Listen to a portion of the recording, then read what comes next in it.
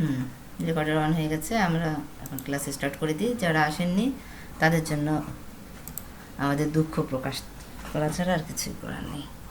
আচ্ছা, প্রথমেই আমি যখন ইলাস্ট্রেটরের ফাইলটাকে ক্লিক করলাম, সেক্ষেত্রে ফার্স্ট আমাকে এই পেজটা দেখাচ্ছে। এই কাজগুলো আমি আগে করেছি, দেন এগুলো শো করছে। এটা এটা আমার পার্সোনাল লোগো, ঠিক আছে, নিজের জন্য করেছে। তো এই জন্যই এটা শো করছে, মানে আগে যে কাজগুলো করেছি ওগুলো আমার স্ক্রিনে চলে আসে। আচ্ছা, মাইক্রোফোনটা একটু মিউট করে দিলে ভালো হবে। যার যখন কোয়েশ্চেন করতে হবে অন করে নেবেন, কারণ নয়েজ আসছে। আচ্ছা, থ্যাংক ইউ। তো আমি একটা নিউ ফাইল নিয়ে কাজ করব, তাই না? নিউ একটা আর্টবোর্ড নিয়ে কাজ করব। ওপেনটা হচ্ছে পুরনো কোনো ফাইল যদি থাকে সেটা ওপেন করার জন্য আমরা ওপেনে ক্লিক করব।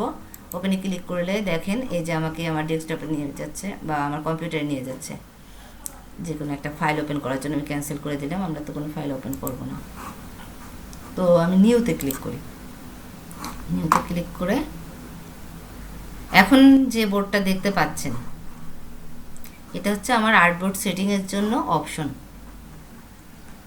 আমার আর্টবোর্ডটা আমরা কিভাবে সেট করব সেটার জন্য এই অপশনগুলো দেখানো হচ্ছে আমাকে।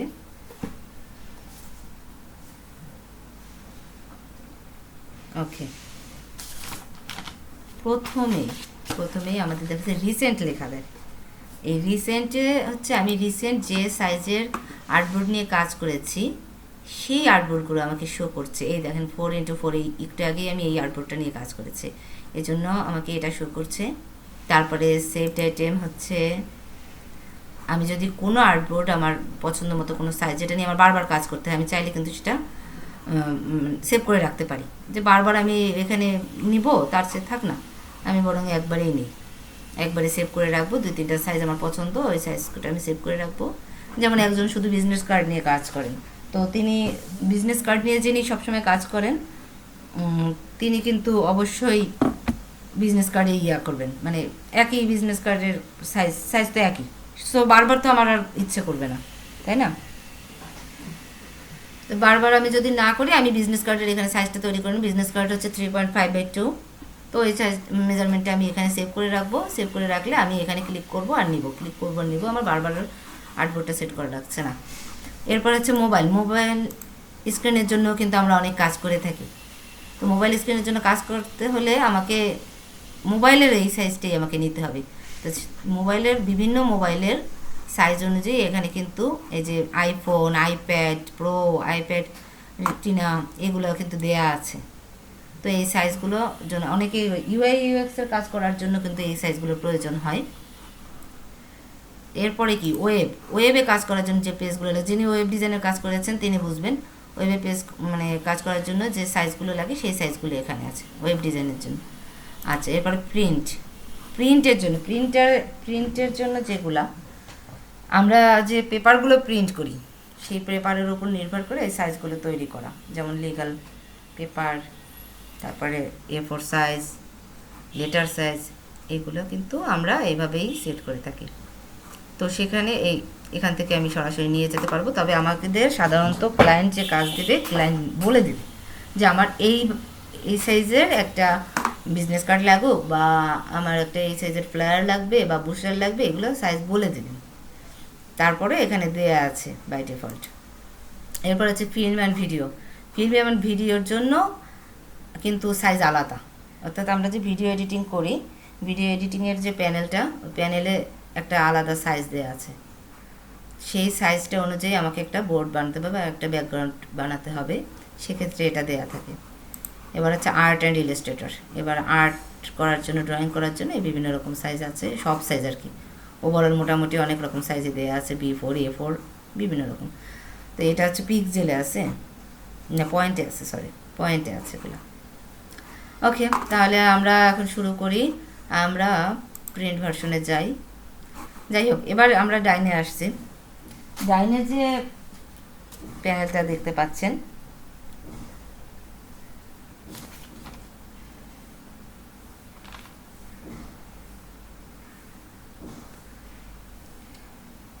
এই প্যানেলে আমাদের উপরে দেখেন প্রিসেট ডিটেলস, অর্থাৎ আমি যে আর্টবোর্ডটা নিয়ে কাজ করব সেই আর্টবোর্ডের একটা নাম কিন্তু আমরা দিতে, বাই ডিফল্ট এখানে লেখা থাকবে আনটাইটেলড 1 সবসময় এটা থাকবে।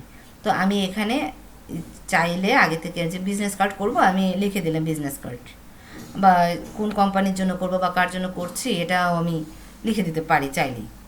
তো সেটাও করতে পারি, বাট এটা লাগে না, আমরা করি না সাধারণত। এটা হচ্ছে হাইট আর উইথ। তো আমার একটা আর্টবোর্ডটা কতটুকু লম্বা হবে, কতটুকু চওড়া হবে, অর্থাৎ দৈর্ঘ্য প্রস্থ কেমন হবে সেটা এখান থেকে আমরা ঠিক করব। এরপর দেখেন এই ডাইনেই একটা বক্স আছে, বক্সে একটা ড্রপ ডাউন মেনু আইকন আছে, দেখছেন? এই ড্রপ ডাউন মেনু আইকনে যখন আমি ক্লিক করব, আমার এই আর্টবোর্ডটা কোন মানে কোন মেজারমেন্টে নিবে সেটা শো করে। পয়েন্টে নিবে, এখন পয়েন্টে আছে, বা পেসেসে নিবে না ইঞ্চিতে নিবে, মিলিমিটারে নিবে, সেন্টিমিটারে নিবে, পিক্সেলে। পিক্সেলটা কাজ করা হয় ফটোশপে বেশি, আমরা ইঞ্চিতে কাজ করি বেশি।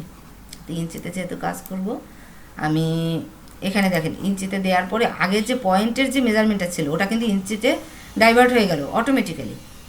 অর্থাৎ ওই যে ইয়াটা ছিল, পয়েন্টের যে সংখ্যাটা ছিল, সেই সংখ্যাটা ইঞ্চিতে কতটুকু পরিমাণ সেটা অটোমেটিক্যালি চেঞ্জ হয়ে গেল। তো এখন দেওয়া আছে কি ওয়েট আছে 8.5, হাইট আছে 11। তো সেক্ষেত্রে আপনার হাইটটা কিন্তু লম্বা বেশি, তাই না? এখন এই ডাইনে দেখেন ওরিয়েন্টেশন, অর্থাৎ আমার আর্টবোর্ডটা কেমন হবে, পোর্ট্রেট মোডে হবে নাকি ল্যান্ডস্কেপে হবে সেটা দেওয়া আছে। তো যেখানে হাইট আমার 11, মানে হাইটটা বেশি, তাই এটা কিন্তু পোর্ট্রেট মোডে অটোমেটিক্যালি শো করছে। এবার ল্যান্ডস্কেপে যদি আমি নিতে চাই, জাস্ট আমি ল্যান্ডস্কেপে ক্লিক করব, চেঞ্জ হয়ে গেল, আমার হাইটও চেঞ্জ হয়ে গেল, ওয়েথও চেঞ্জ হয়ে গেল, চেঞ্জ হয়ে কিন্তু এই হাইটটা কম হয়ে গেল। এখন তো ল্যান্ডস্কেপ আর পোর্ট্রেট স্কেপ জানেন তো? পোর্ট্রেট সাইজটা অন করেন, যিনি জানেন না তার জন্য বলছি। মাইক্রোফোনটা অন করে একটু বলেন তো প্লিজ।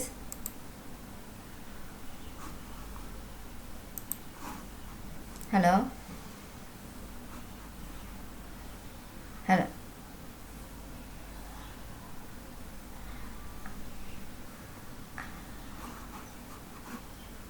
হ্যাঁ ফটোগ্রাফার যিনি তাহলে তো আমার চেয়ে ভালো জানবেন এগুলো। ওকে, তারপরে ডাইনে দেখেন আর্টবোর্ডের, আমি কয়টা আর্টবোর্ড নিয়ে কাজ করবো। আমি কিন্তু চাইলে একাধিক আর্টবোর্ড নিয়ে কাজ করতে পারি, একটা প্রয়োজন হয়। যেমন যখন আমি একটা ক্যালেন্ডার করব, ক্যালেন্ডার করতে গেলে কিন্তু আমার একটা আর্টবোর্ডে হবে না, হবে ক্যালেন্ডার একটা, হ্যাঁ করা যায়, একটা পেজে করে খুব কম, এগুলো কম দামি যে নর্মাল যে এগুলো ক্যালেন্ডারগুলো। বাট ভালো কোয়ালিটিফুল যে ক্যালেন্ডারগুলো সেটা মিনিমাম 6 পেজ থাকে, ভালো ভালো কোম্পানি, অথবা 4 পেজ থাকে, 3 পেজ 4 পেজ এরকম থাকে ভালো ভালো কোম্পানিতে।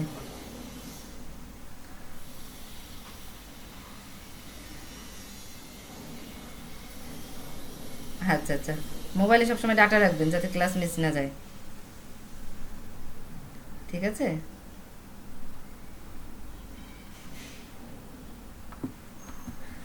আচ্ছা, তাহলে আমরা কোথায় আচ্ছা আর্টবোর্ড, তো আমার ক্যালেন্ডারে কিন্তু অনেকগুলো আর্টবোর্ড নিতে হয়, বিজনেস কার্ডেও দেখা যাচ্ছে 2 সাইড করার জন্য 2টা আর্টবোর্ড নিতে হয়, এরকম আছে।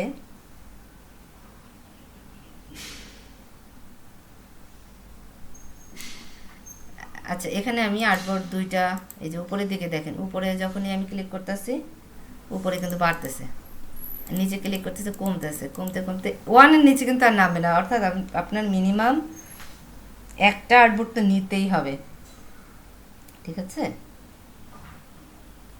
মিনিমাম একটা আর্টবোর্ড আপনাকে নিতে হবে।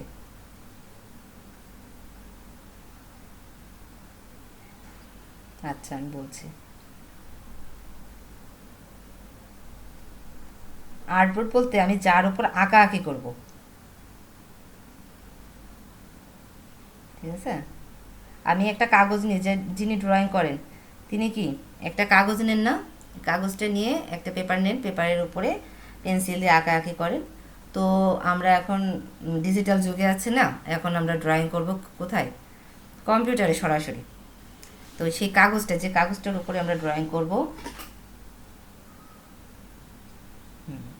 সেই কাগজটা আপনি এখনই দেখতে পাবেন, ওটা বাই ডিফল্ট সাদা থাকে, ওটা চেঞ্জও করা যায় না। ওটা আবার ইয়াতে কিন্তু ফটোশপের কিন্তু সিস্টেম আলাদা, ফটোশপের সিস্টেমটা পুরো আলাদা। হ্যাঁ হ্যাঁ হ্যাঁ জি। তাহলে আমরা একটাই নিলাম আপাতত। আমরা তো এমনি টুকটাক কাজ করবো, আর এখানে যে কাজগুলো আছে এগুলো আমরা ধীরে ধীরে বুঝবো, ঠিক আছে? এখনই বুঝবো না। যিনি ফটোগ্রাফি করেছেন তিনি RGB CMYK জানেন, আর যিনি ওয়েব ডিজাইন করেছেন তিনিও জানেন, এই কালার সম্পর্কে জানেন। আমি এটা নিয়ে পরে আমরা আলোচনা করব। আমরা বরং একটা আর্টবোর্ড নিয়ে, আচ্ছা আমি একটা স্কোয়ার শেপের আর্টবোর্ড নিই, এত দরকার নেই, এত বড় আর্টবোর্ড নিয়ে কাজ করার দরকার নেই। আমরা স্কোয়ার শেপের একটা আর্টবোর্ড নিই, ক্রিয়েট। ওকে, আমাদের এই যে আর্টবোর্ড দেখেছেন, এই স্ক্রিনের ভিতরে সাদা একটা পেজ আমাকে ওরা দিয়েছে যে এটার ভিতরে তুমি যা খুশি তাই করো। তো আমরা এখন যা খুশি করব, আঁকাআঁকি করব। আচ্ছা, আমরা এবার আজকে হচ্ছে পরিচিতি পর্ব। আমরা ইলাস্ট্রেটর সম্পর্কে জানবো আজকে। সবার উপরে যেটা, ওটা হচ্ছে কি মেনু বার, ঠিক আছে? এখানে বিভিন্ন রকমের ফাইল, এডিট, অবজেক্ট, অনেক কিছু আছে কিন্তু, তাই না?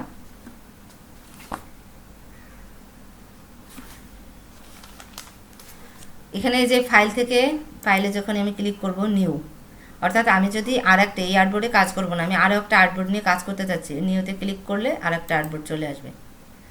এই যে সেটিংসে যা আছে সেটিং দিয়ে নিয়ে নিলাম, এই দেখেন আরেকটা চলে আসছে। এখন দেখতে তো একরকম, আপনি এর জন্য আলাদা করতে পারবেন না। এই দেখেন, আমি বাম সাইডেরটা হচ্ছে আগেরটা, এই যে পুরোনোটা, আর এটা হচ্ছে নতুনটা, দেখেছেন? এটা পুরোনোটা, এটা নতুনটা। আমি ক্লিক কেটে দিলাম, তাহলে ওখান থেকে নিউতে গেলে এটা হবে। সেভ করা যাবে, ক্লোজ করা যাবে, তারপরে অন্য নতুন কোনো ফাইল ওপেন করা যাবে, এভরিথিং এখানে একটা পর একটা আছে। আমরা কাজ করতে করতে সবই শিখে ফেলবো। তারপরে এডিটেও অনেক অপশন আছে, পেজ থেকে শুরু করে বহুত কিছু আছে। এডিটটা খুব একটা লাগে না, আমরা শর্টকাট ইউজ করতে করতে ওগুলো আর ভুলেই যাব। এখানে অনেকগুলো কাজে আমাদের মানে প্রয়োজনীয়, রেগুলার লাগবে এগুলা। টাইপটা খুব একটা লাগে না, কারণ ফন্টটা আমরা এখানে অপশন বার চলে আসবে, অপশন বার থেকে আমরা সব পেয়ে যাব। ইফেক্টের কাজ তো জানেন, এই যে 3D ইফেক্টের কাজটা আমরা অনেক পরে শিখব, কারণ ইফেক্টটা হচ্ছে আমাদের বেসিক শেখার পরে আমরা যখন কাজে নামবো তখন আমরা ইফেক্ট দিতে শুরু করব। ব্লার ইফেক্ট, শ্যাডো দেই না, শ্যাডো দেখেন না বিভিন্ন লেখায়, শ্যাডো, ব্লার, এগুলা এই অপশনগুলো ধীরে ধীরে আমরা সবই জানবো কাজ করতে করতে। তারপরেরটা কি, সবার উপরে তো মেনু বারের পরেরটা অপশন বার, অর্থাৎ আমি এই যে বাম সাইডে এই যে এগুলো টুল বার, এই টুলগুলো এক একটা টুল ওপেন করব, তার উপরে বেস করে কিছু অপশন এখানে থাকবে, আর কিছু ফিক্সড অপশন থাকে, যেমন এটা ফিক্সড হবে কালারের জন্য, এটা ফিক্সড থাকে সবসময়। এটা হচ্ছে আপনার অপাসিটি নামে একটা অপশন আছে, এটাও ফিক্সড থাকে, এটা এগুলোর সাথে রিলেটেড না। তবে এখানে কিছু কিছু মানে টুল আছে যে টুলটা নিয়ে কাজ করতে গেলে এই অপশনগুলোও মাঝে মাঝে হাইড হয়ে যায় বা কিছু কাজের সময়, বাট ম্যাক্সিমামই এগুলো থাকে। আবার এই টুলের উপর নির্ভর করে এখানে কিছু অপশন চলে আসে। তারপরে হচ্ছে বাম দিকে, এটা তো টুলবার বললামই, এটা তো টুলবার। আর ডান দিকেরটা হচ্ছে প্যানেল। এখানে এই যে অপশনগুলো আপনারা দেখতে পাচ্ছেন এগুলো হচ্ছে প্যানেলে অনেক রকম কাজ আছে, আমাদের অনেক কিছু আছে এখানে। এগুলো আমরা চাইলে হাইডও করে রাখতে পারি, আবার শো করতে পারি।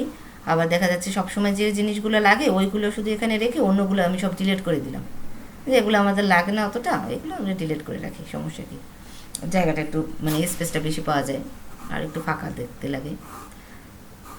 তো সেখানে আমার এখানে একটা কাজ আছে, আমরা দেখাচ্ছি। এই প্যানেলের প্রত্যেকটা জিনিস আলাদা আলাদা করতে পারবো আমরা, যেমন এটা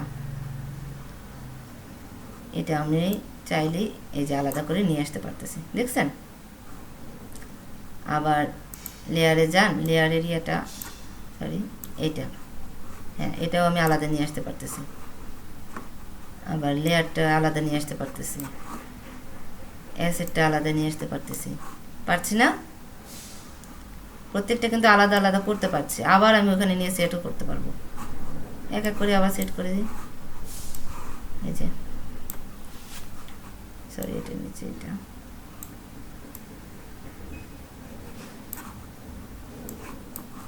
এই যে এলোমেলো হয়ে গেলে ঝামেলা।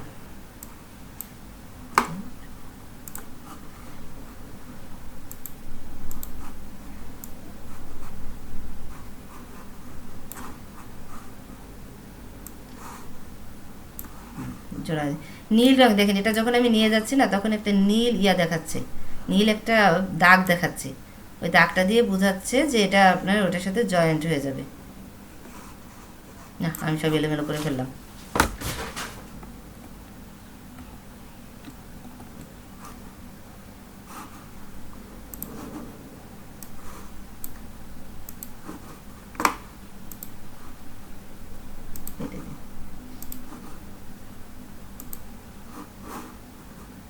আচ্ছা, এখন এই যে একটা করে আমরা যে বের করে আনলাম প্যানেল থেকে, ঠিক আছে, প্যানেল থেকে যে আমরা এক একটা করে বের করে আনলাম, তো ওটাকে এই আলাদা আলাদা যখন হয়, এই আলাদাটাকে কি বলে?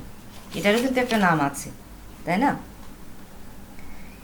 এটাকে সম্পূর্ণ যখন এই সাইডে যখন সবগুলো থাকে তখন ওটাকে বলে প্যানেল, আর যখন এই সিঙ্গেল একটাকে বলে একটা পার্ট, যেটা এটাকে বলে প্যারেট। ঠিক আছে,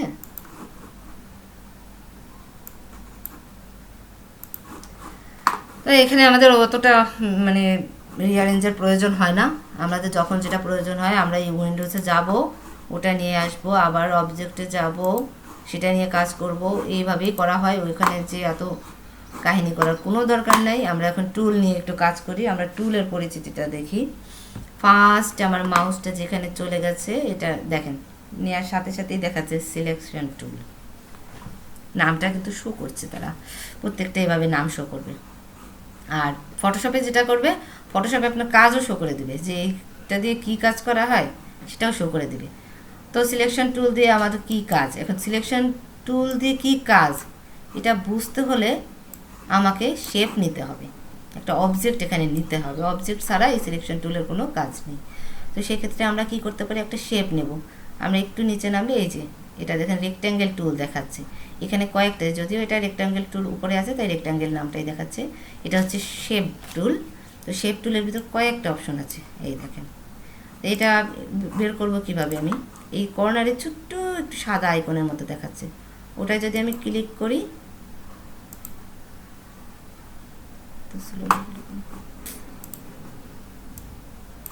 আচ্ছা চেপে ধরে একটু ক্লিক করে জাস্ট একটু সময় হোল্ড করতে হবে। আচ্ছা, রেক্ট্যাঙ্গেল টুল দেখেছেন, রেক্ট্যাঙ্গেল টুল, তারপরে কি রাউন্ডেড রেক্ট্যাঙ্গেল টুল, মানে এটা কি সাইডে একটু রাউন্ড হয়ে আছে।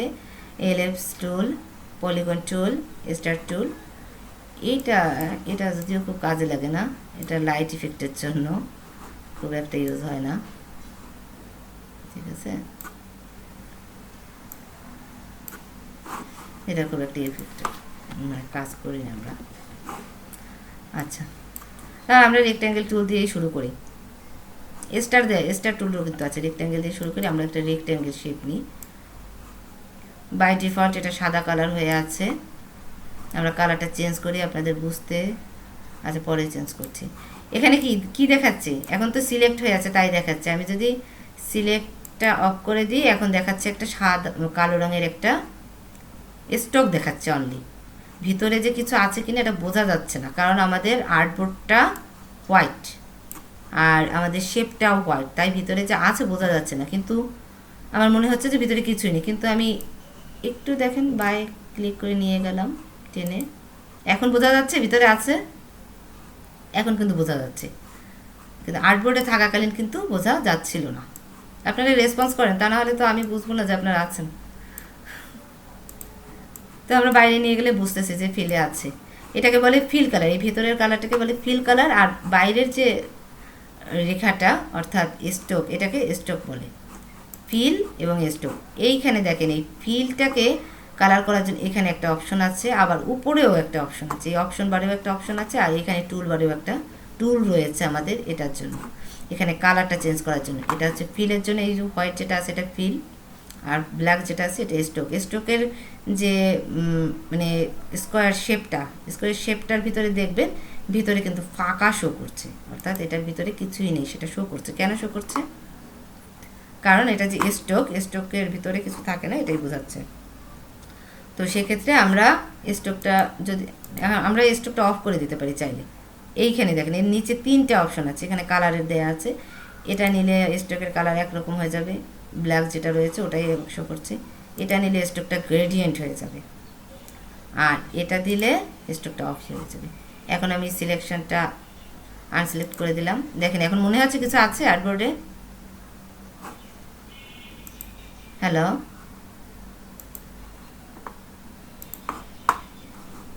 হ্যালো,